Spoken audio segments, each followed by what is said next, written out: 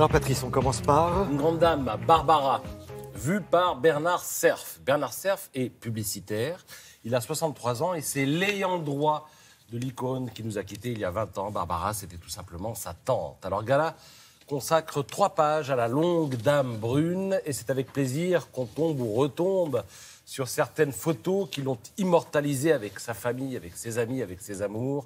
Alors la famille, en haut à gauche, hein, on voit Barbara toute petite, c'est celle qui a le bonnet blanc.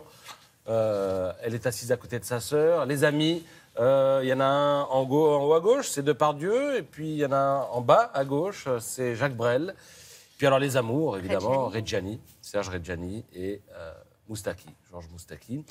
Alors à Patricia Hervé qui signe cet article fouillé dans le Gala, eh bien Bernard Cerf parle de l'engagement aussi de la chanteuse.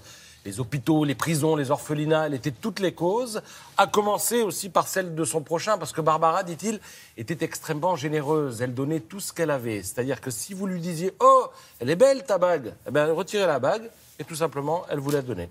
Voilà. Alors, il y aura dans une semaine, hein, le 9 juin très précisément, la sortie d'un album de reprises avec donc des chansons de Barbara, mais reprises par Zazie, par Olivia Ruiz, par Dany, etc.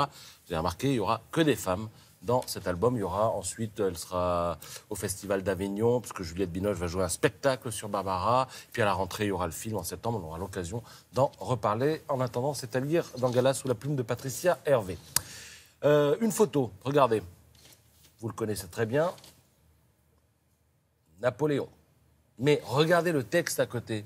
L'actuel consul honoraire de France à Sainte-Hélène raconte « Nous avons un consul de France à Sainte-Hélène, il s'appelle Michel d'Antoine Martineau et il signe donc ce livre intitulé « Je suis le gardien du tombeau vide ». Alors tombeau vide, pourquoi ? Ben oui, parce que c'est le tombeau de Napoléon et comme chacun sait, Napoléon est désormais aux Invalides. N'empêche, il y a un tombeau vide et il y a un consul pour veiller dessus. Alors l'auteur dont je viens de vous parler a choisi de vivre à Sainte-Hélène pour des raisons personnelles dès l'âge de 19 ans. Alors à l'époque, hein, parce qu'il en a 50 aujourd'hui, on allait à Sainte-Hélène en bateau, il fallait 15 jours. Aujourd'hui, il y a un aéroport sur l'île.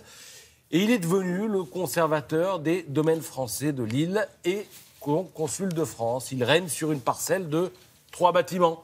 Mais il est chargé de les entretenir. Parce que Sainte-Hélène, c'est 4500 habitants. Il est le seul Français.